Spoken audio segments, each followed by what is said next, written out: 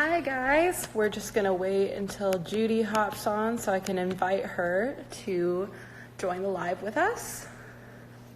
Hope everybody's day is going well. All right, here's Judi.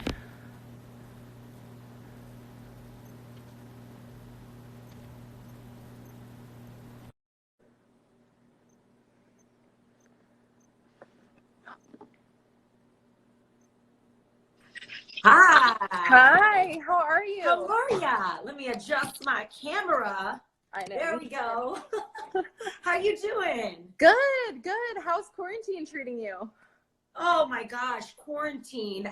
Probably like it's treating everyone else. You know, a lot of gratitude for my health right now, of course, and for the blessings that we do have, and a lot of cabin fever and a lot of anxiety about the uncertainty, but just trying to manage it all and stay in forward momentum. Yeah.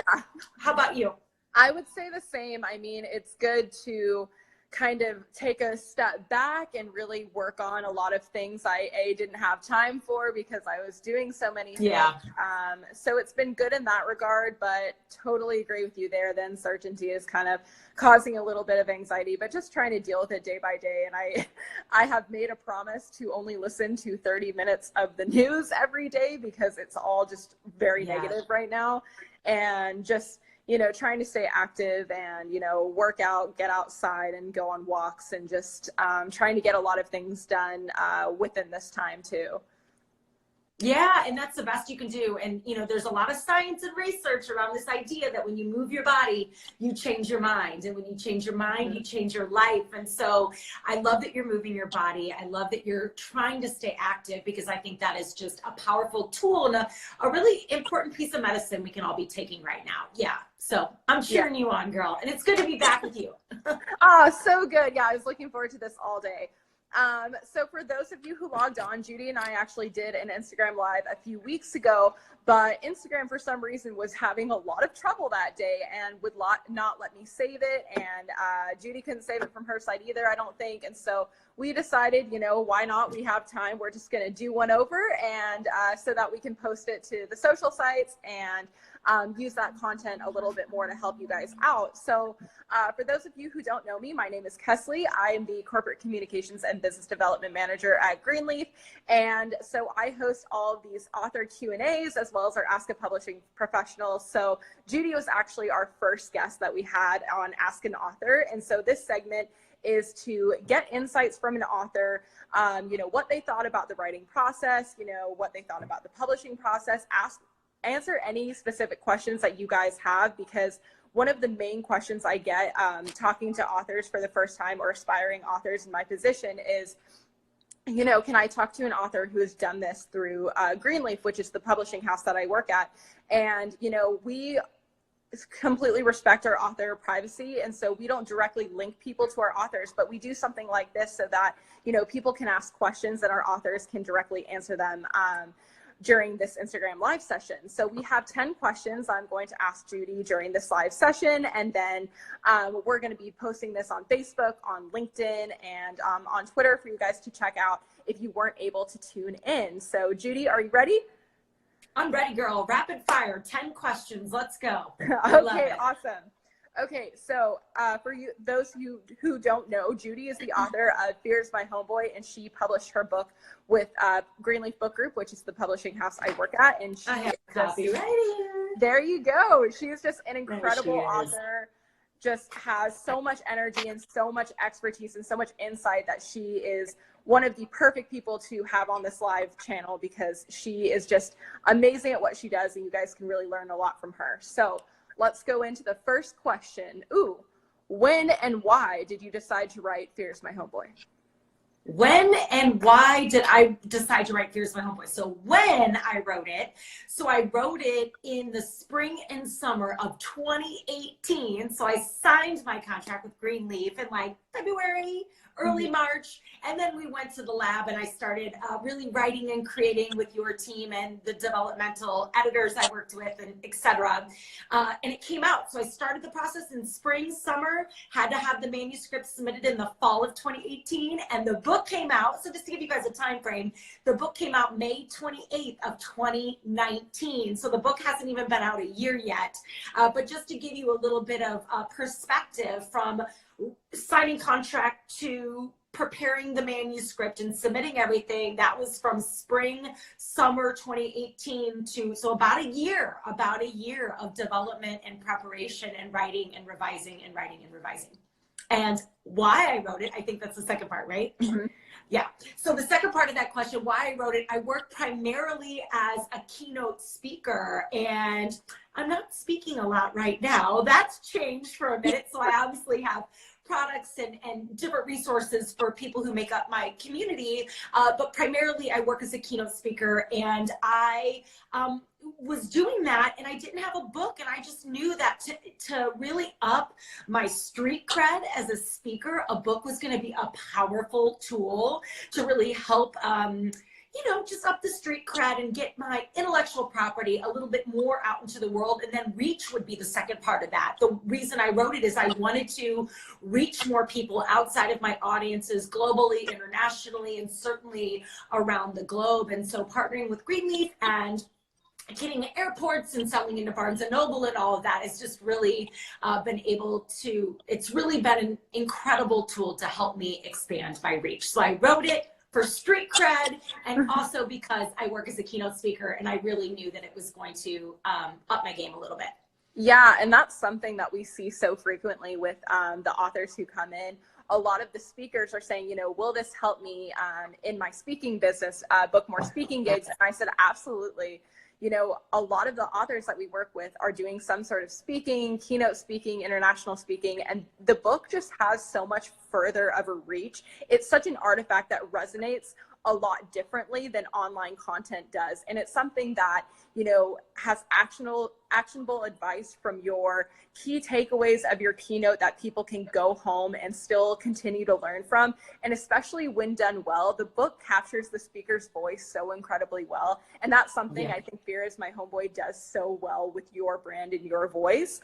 And it really just resonates with people differently, and it really connects a different audience. So people who weren't necessarily following you or didn't really know who you are, they pick up your book and they just want to know more about you. They start following you and they start, you know, wanting to see you speak. It comes in from all different avenues, and it's just something that connects us with all of the people that we are wanting to reach through whatever we're teaching. But the book just has so much of an incredible potential to do that, and especially when done well. And that's something I would love to say that Judi has done so well with hers as well.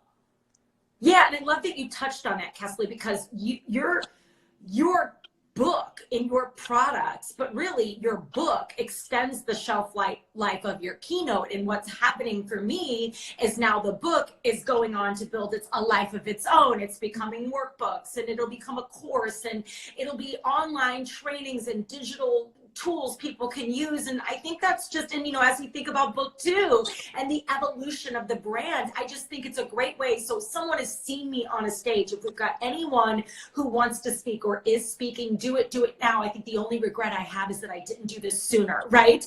I think we let fear get in the way, no pun intended. We let self-doubt and imposter syndrome and procrastination and perfectionism, like it's got to be perfect. No, this is why you hire a team of people who are smarter than you. Like my developmental editor was a PhD, is a PhD. So I wrote the book, but she helped me make it a book. You're really working with an organization that is there to help you get out of your own way and keep it in forward momentum. And so I just would tell anyone who's like in some self-doubt right now, or in this space of like, I'm not ready. You will never be ready. You are never ready, right? And I think we talked about this last time, right? Done is better than perfect. And not that your book should be imperfect, but this is why you have a team of editors and a great publisher to help you make it a beautiful, well thought out, well said book. Exactly. And something we tell people is there's never going to be a perfect time. There's always just going to be the time that you make it the perfect time to write the book. And especially now that we're all, we're, at home, we're isolating. Why not start now? And the process of writing a book doesn't have to be as difficult as it's made out to be, especially when you're partnering with someone who knows what they're doing, like a publisher. Right. And something we touched on a little bit was, I believe it's a quote by Judi, and she said, you can't edit a blank page, but you can always edit a bad page. So just start. Yes. Start getting your writing out there, start getting your thoughts out there, and let someone help you along the way to make it beautiful. I love it. So good. Agreed. Awesome. Okay. Next question. What is your writing process like? So for example, do you prefer to write in the mornings, the evenings? Do you have a place where you like to write best?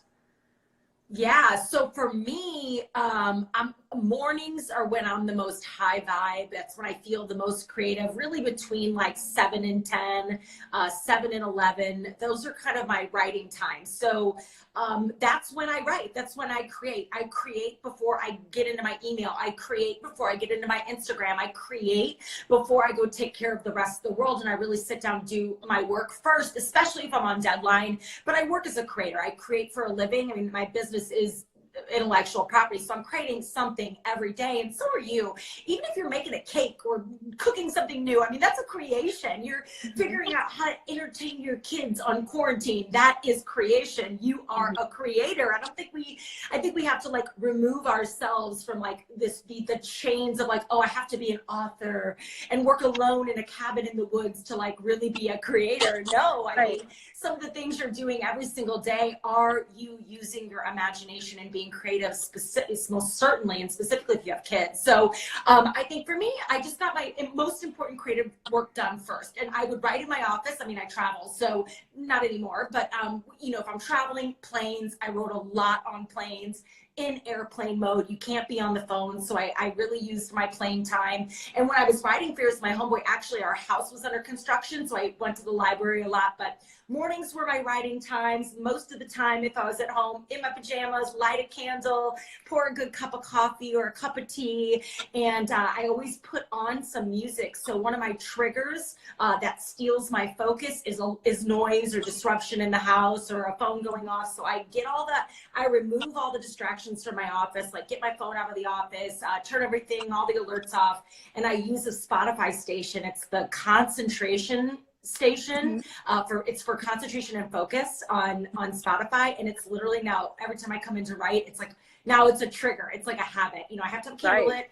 I have to have like the cup of coffee, and I have to have like that focus music playing, and it just really, it tells my brain and my body that it's time to write, and it's time to trust myself, and it's time to like get into that space. Yeah, absolutely. And I find that having those things that are so familiar to your process of wherever you're sitting down to do your creative work, something for me I have in my office is a diffuser, and I have a scent same called concentration or mental focus, or one of those. And every time so good.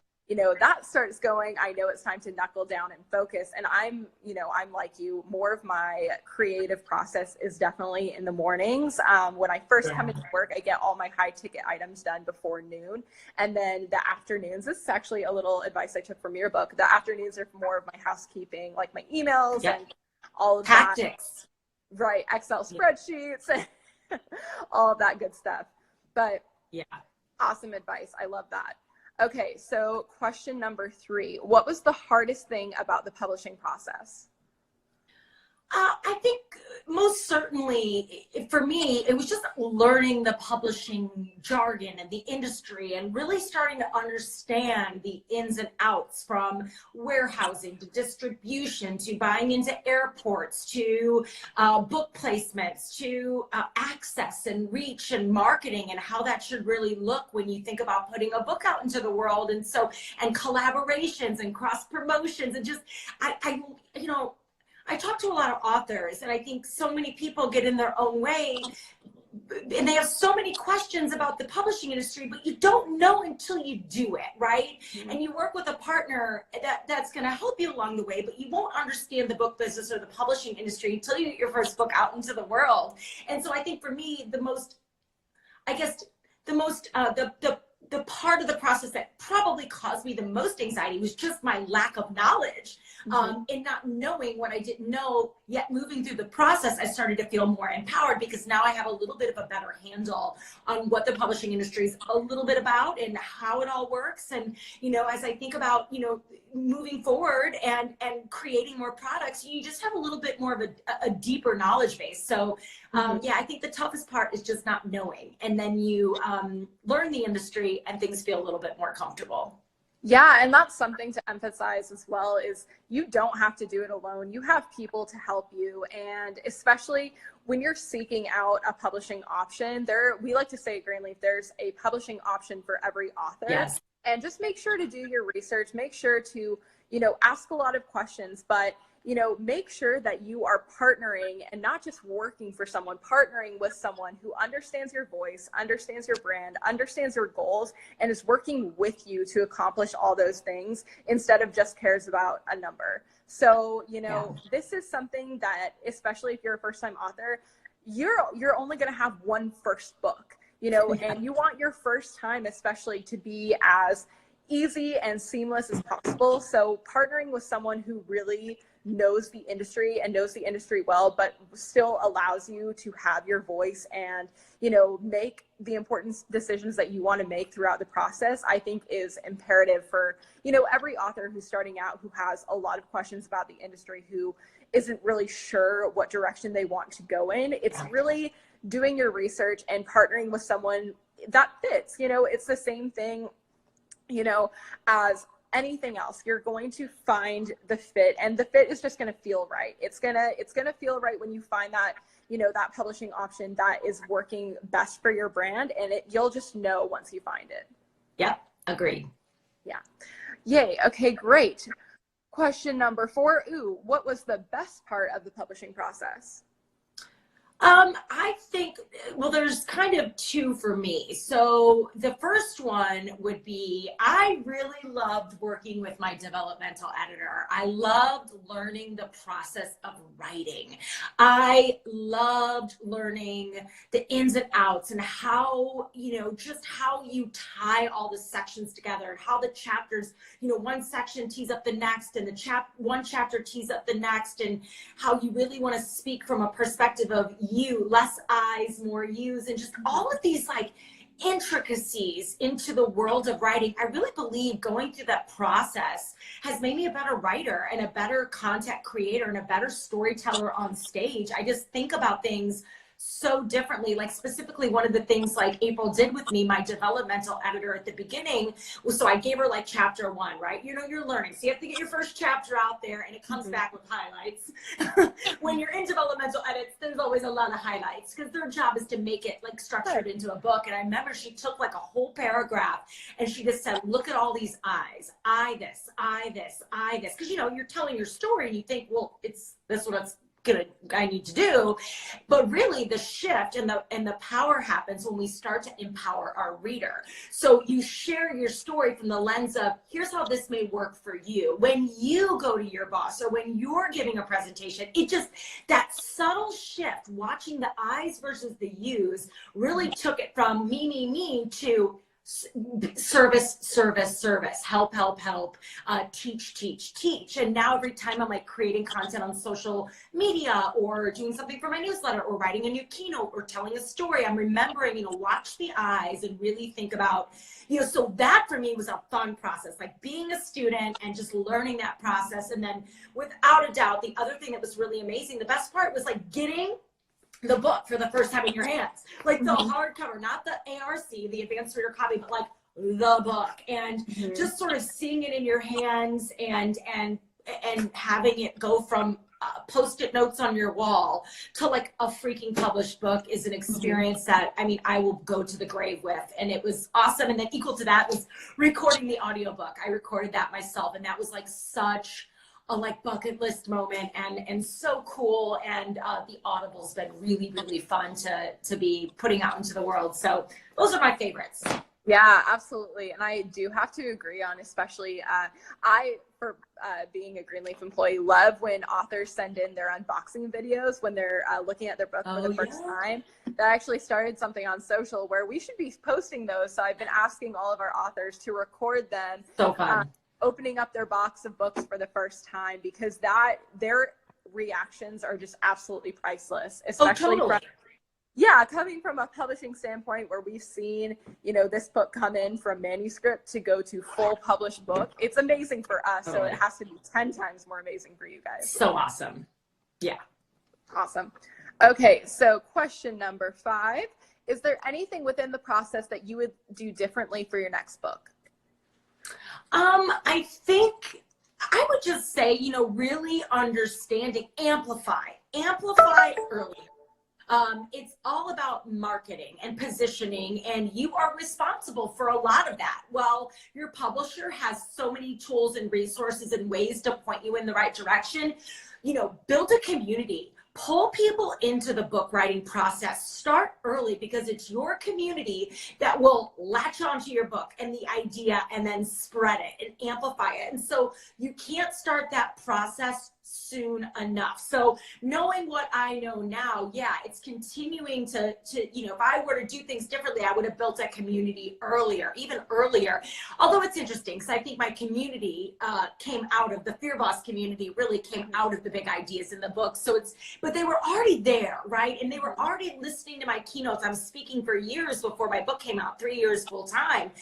So we had a little community, but I think I would have just probably amplified earlier and more courageously. I think you have to not be afraid of talking about your book and the ideas in your book. And I think so many of us hold back, so we don't want to annoy people. But the reality is, you may post something on social media, and for every 7-8 times you post it, your followers are likely seeing it once. And so we have to get out of our own way. And I think there were times I held back a little bit because I was nervous about talking about it too much, but really, I don't think you can talk about it too much. And I think there's ways to teach and not sell, and to take the big ideas in and around your body of work and provide value and tell stories, and, just amplify early, build a community, and do not be shy about putting your beautiful book out into the world, because you work so hard. What's the point of it if it's sitting on your shelves collecting dust?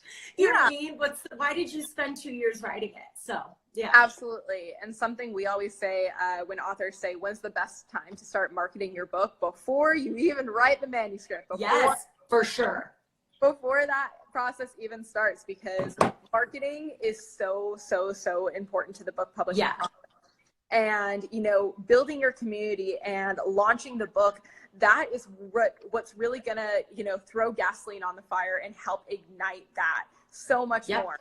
Because when we're working with our authors and they're already speaking, they're blogging, we're just saying you have to be doing that so much more, especially when a book is coming out.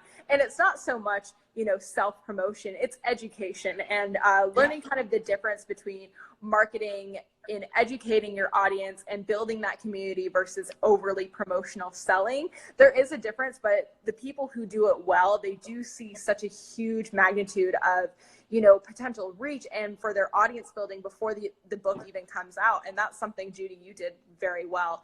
And just keeping that in mind when you are going into your book publishing process, you want to start marketing as soon as possible. And for a publisher, we can give you all the fundamental tools to make that book great and to give you the marketing that you need. But we like to say, we'll open the door, you have to walk through it. And so being able to do a lot of that on your own and learning how to, promote on social media, to, start writing content that resonates, to start, putting together those content snippets of the book that are really going to invite people to read that much more. Yeah. Awesome. Totally. Okay, so number 6. Oh, perfect question for this. You seem very social media savvy. How did you start growing your social media presence, and did you think it helped market your book to a wider audience?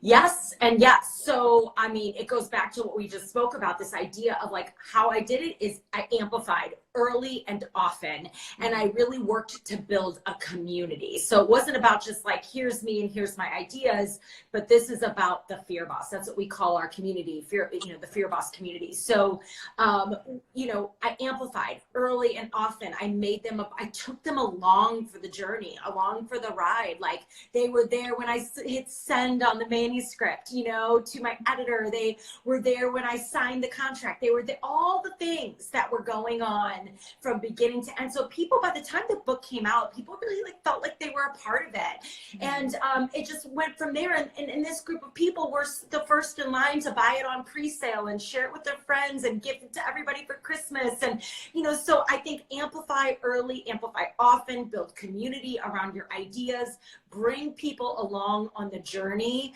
And I feel like using other partners and other authors and other influencers to help amplify your message is always great. So not just building a community for your ideas, but building a community in whatever area you're in, so do you have people in your wheelhouse that have a lot of reach, that have a lot of influence, that, you could get the book in their hands, you could get their endorsement on the cover, that they can maybe share or make your book a part of their book club. So we did a lot of work, and we didn't just build a community, the Fear Boss community, around the ideas in the book. We built a community of other like-minded influencers who have since shared the big ideas in the book, and it's just helping us amplify our message and expand our reach organically online, which is really cool.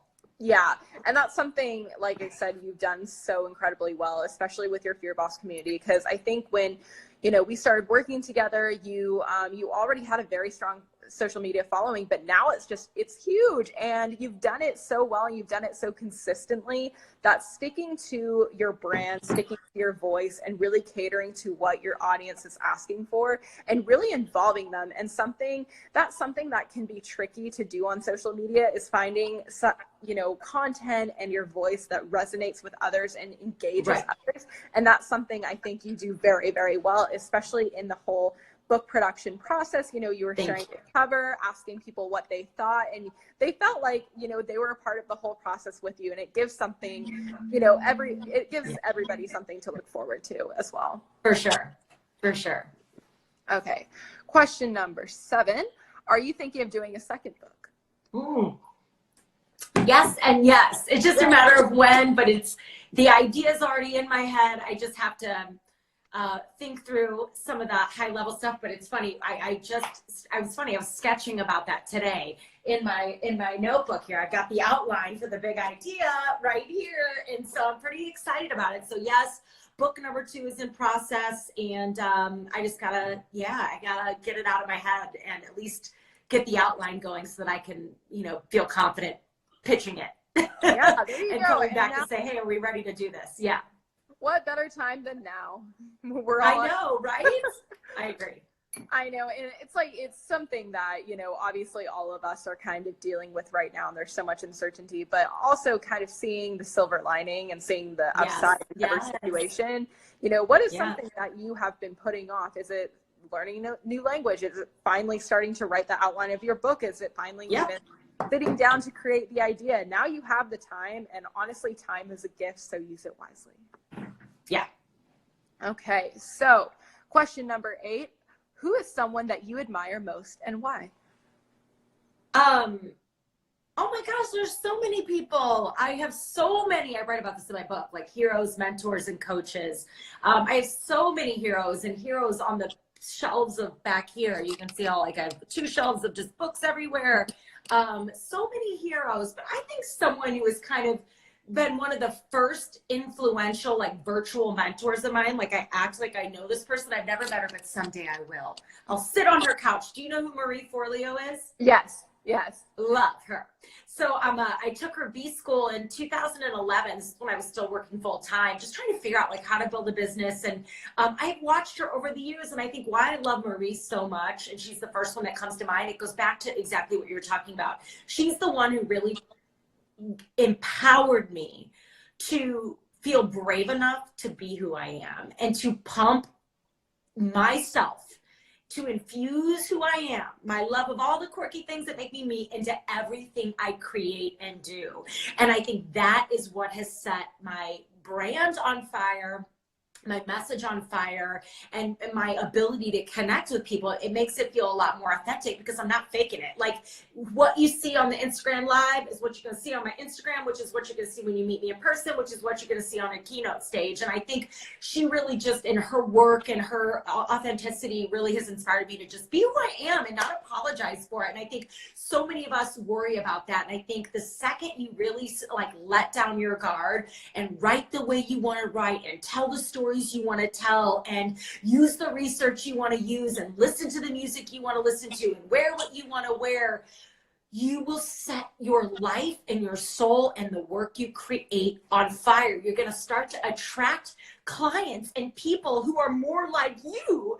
And that's going to mean bad English. That means you're also going to have more fun creating, which makes you more creative. And you're going to start working with people who get it. And you're not going to be working a job or doing a keynote for an organization who wants you to wear pantyhose if you don't wear pantyhose, right? Most people that hire me to go speak, they like my book, Fear's My Homeboy. They get it, right? They're one of my people, right? They're open-minded, they're cool, they're creative, they're flexible, and they have, sort of a spirited mindset and an energy that is open-minded, right? And so this is why I tell people, be yourself early and often, like now, because it'll just help everything you do, and it'll make life so much easier, especially when you're writing and creating, 100%. And a little quote I always like to say is, your vibe attracts your tribe.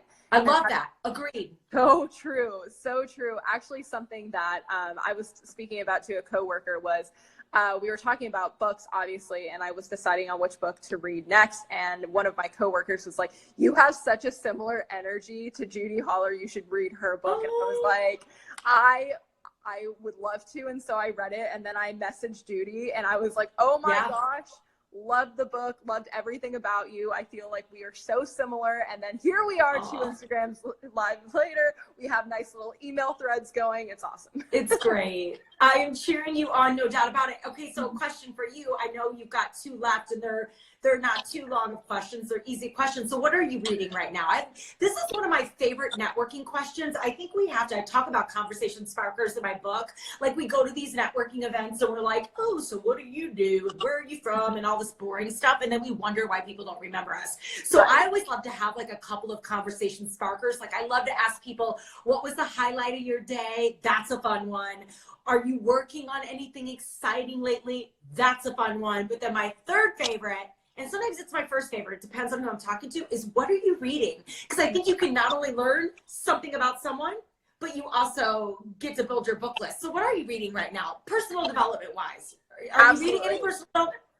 Yes. So actually, I just finished the other day, Big Magic, and that was something I got from our last live together, because you said, I think page 24 of Big Magic by Elizabeth Gilbert inspired you to write Fear's My Homeboy. And I was like, yes, oh gosh, I have to pick that one up. And it was so empowering, especially for the time that we're in right now. It's all about the creative process, channeling your creative energy, and especially in a time where we're kind of so uncertain that we're at home and kind of I'm almost losing that creative spark. It is fueling me to get shit done. And oh my God, totally. She is incredible. Honestly, I loved the book. I adored it. And I was actually just going to mention that to you. I was like, I love the book. Thank you so much for the recommendation. What I am working on right now that I'm in love with so far is Untamed by Glennon Doyle. Okay, so someone just said that. Sarah just said that. Untamed. Oh, yeah. Me Sarah too. just said that. I have 2 sections left. I will finish it tonight. Untamed. I just cry and I have like holy Jesus moments. And I just am like, there's so many mic drop moments in that. The whole book is like underlined. I'm like, oh my God, she's a great storyteller. Oh my goodness. Yeah. So someone just said, sorry, I missed the name of the book. The one we're talking about right now is Untamed by Glennon Doyle.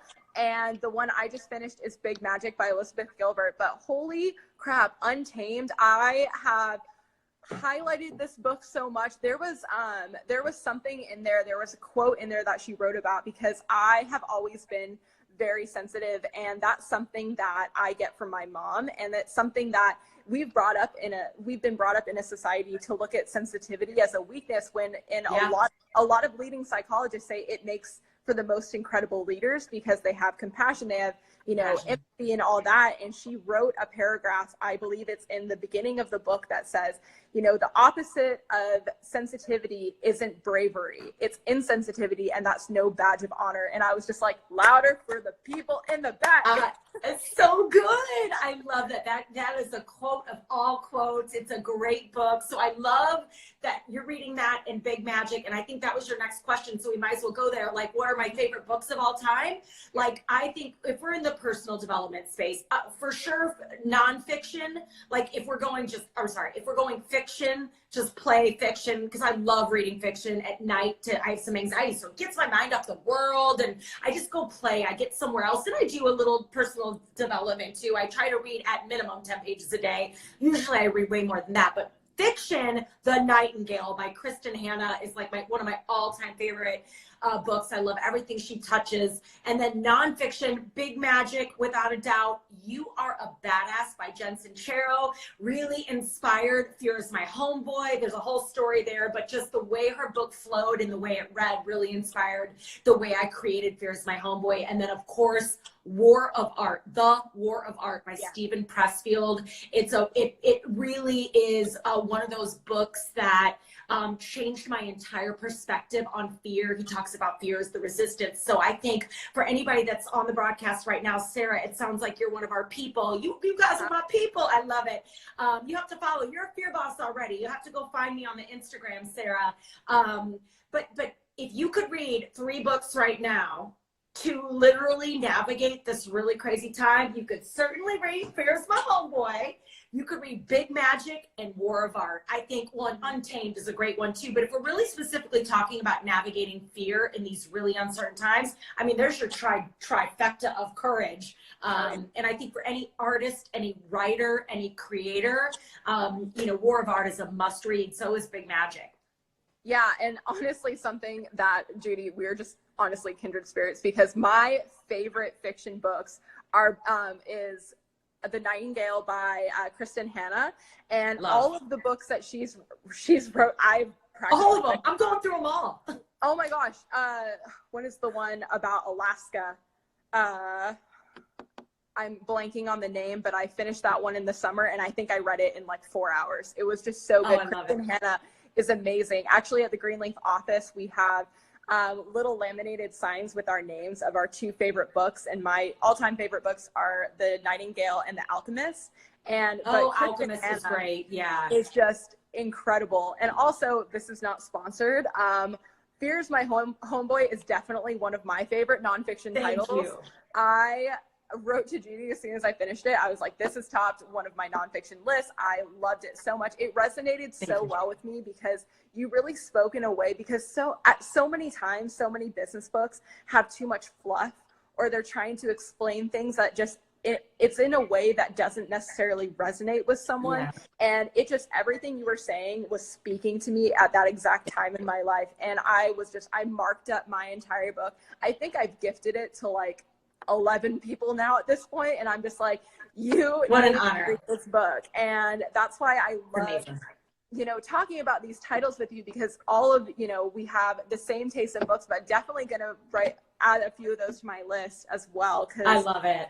And we got Matt, he chimed in, he said, love Big Magic. And I love it. Sarah, I knew your photo looked familiar. Sarah goes, girl, I follow you on all the things. She's a fear boss. I love it. So good. Thanks for being here. Yeah, we've had some fear bosses. I went on my page and told people I was coming here so that people could watch in about the book process, because I get asked this question a lot. So we've got some fear bosses on the line, which is cool. Absolutely. Love it. Hi, guys. So glad to have you guys here. And I love doing these lives because it's just such a way to kind of get out of the day and really have a conversation with someone. And really, every time I do an Instagram live with an author, I learn so many new things. And it's so inspiring to talk to someone about what inspired them to write, you know, the book that they did write, and, you know, what key elements of that process are so, you know, were so igniting to them. And that's something that I love doing these lives, and I'm so glad you guys were able to join us, and so you could, you know, experience the magic for yourselves. Okay, so we answered question number 7. Last question. Yeah, what was the books that inspired you to write your own? Awesome, covered that. Love it. Okay, question number 10. What advice can you give to an aspiring author in the personal development and self-help space? Okay. So number one would be to start organizing your ideas now. Don't wait until you want to go. So just start or use Evernote, use a tool online. I organize all my ideas in Evernote. So start organizing your ideas and start organizing your stories. There are things that happen to you every day in business and in life, and they can pack a big punch and teach you some great lessons. So I keep a notebook in my phone so I can capture the story, like even like 3 words so I remember, like pinata story or whatever. And then as soon as I get home, I'll try and like even get a couple bullet points down so I remember, like when I'm telling that story, what it was that moved me the most. But I think you don't realize how many stories you're going to need until you write a book. So start going through the archives and separate your life, like high school stories. What do you remember like right away that transformed you at college, and maybe you in your 20s, and just anything, and not big or small, it doesn't matter. You never, like, I have a story in my book about leg warmers, this time I wore leg warmers when no one else was doing it, and it's so silly, but it was the perfect story to demonstrate a point I was making. And I think it was, you couldn't have made it up, right? It was so real that, because I literally pulled it from the archives. So collect your ideas, collect your stories, organize them, trust yourself, right? Trust that you have a gift and you have a body of knowledge that is unique to who you are. So trust yourself. Think about it. There are so many authors out in the world, but no one does it your way. Those books that I rattled off, if Elizabeth Gilbert hadn't sat down to pen, if she would have said, I've written enough books, I'm a New York Times bestselling author, I don't need to write big magic, or I don't need to write another book on fear, I might not be sitting here with a book called Fear is My Homeboy. Her perspective, her ideas on fear changed my life. Look at us, Kesley. Like, if I would have sat there in self-doubt and thought that I didn't know enough or my story wasn't important, I wouldn't have this Fear Boss community. I wouldn't have gotten to meet people like you. You wouldn't have the ideas in my book that have set you on a journey in your life. And so I'm always thinking about that. We have to trust ourselves, get out of our own way, work. I would say another thing, if you're wanting to write a personal development book or any sort of book, work with a great publisher who is going to be a teammate. You talked about this earlier. Like, I felt when I worked with Greenleaf that I was a part of a team, but I also felt like I was in control too. Like, I had a voice in the way my cover looked, and the way the interior of the book looked, and the way we wrote things, and the different slang I used, and it was very collaborative. So really look for someone who's going to be a partner, someone that's going to be collaborative. Get a great team of editors, work with an awesome developmental editor, and then start building your community now. I think those would be my big idea. Start organizing your ideas, collect stories, build your community, trust yourself, and work with a collaborative, open-minded team, because not every publisher is for everybody. So you want to, same with editors. Like, you guys even matched me up with an editor that was going to understand my way of speaking and talking and thinking, someone who was different than me, but that, we didn't want to have a situation where it was like this. So you guys did a really great job of the whole editing team. Everything was just, I felt heard, I felt seen, and I felt like it was very collaborative, but I was still pushed creatively, but I felt like I was a part of a team, and that was awesome. It was such an awesome experience.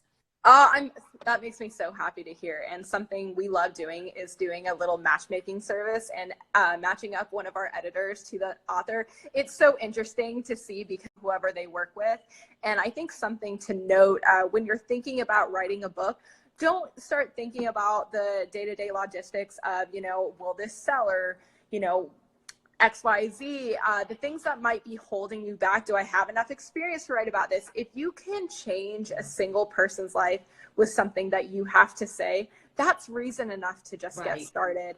I mean, thinking about the impact that you can have on someone else's life, you know, because some of the most actionable things that I've learned, some of the most resonating things that I've learned that I've applied to my life and my way of doing things have all come from books. Of course, they've come from experiences, trial and error. You live and you learn. But something you said on our last video was you never have a failure, you have a lesson. And that's something that you wrote in your book as well. And that's something that just resonated with me so much, because you win or you learn. And everything, but you don't lose. You never lose. Everything that happens in life is a lesson. And, you know, some of the best lessons that you're ever going to learn are going to come from books, from people who have done the trial and errors before you, and who are giving you the tools for success and giving you the advice that they've seen work for them. So, you know, if you have those fundamental goals, if you know that you can impact someone else, don't let fear stop you from telling your story. Really go after it, and just do it. Is my advice. Just do it. Yes. No mistakes, only gifts. I love it. Oh my goodness. Thank you so much, Judi, for joining me today. Yes. This was amazing as usual. And okay, guys, so we have some great tools on our website. If you guys are getting started on any avenue of the writing process, if you go to greenleafbookgroup.com, we have a whole learning center under book creation, to where, you know, we have our expert editors write articles to help you get started with the writing process. If you have a manuscript, or you've been kind of playing around with the option of publishing, we have a publishing options quiz. So like I said earlier in the video, there's a publishing option for every author. This quiz kind of allows you to see what publishing option, traditional, self-publishing, or hybrid publishing, would be a better fit for you. And that's also under our Learning Center tab on our website. Feel free to reach out to me, DM me on Greenleaf Book Group with any questions. contact@greenleafbookgroup.com is our contact email. Feel free to email me if you guys need any help or have any questions. And Judi, thank you again so much for coming on and doing this with me. I will be posting this to our Instagram, to our Facebook page, to our LinkedIn. And then Judi, I believe you guys are going to be using some content for the podcast. So you guys make sure you're, you know, also subscribe to the Fear Boss Show. And Judi also has a Fear Boss community on Facebook now, which is awesome. So definitely make sure to go join that if you are a Fear Boss, for sure. Awesome. Well, thank you so much. Great interview, and good seeing you as always. Good seeing you too. Bye, Judi. Okay, bye. Bye.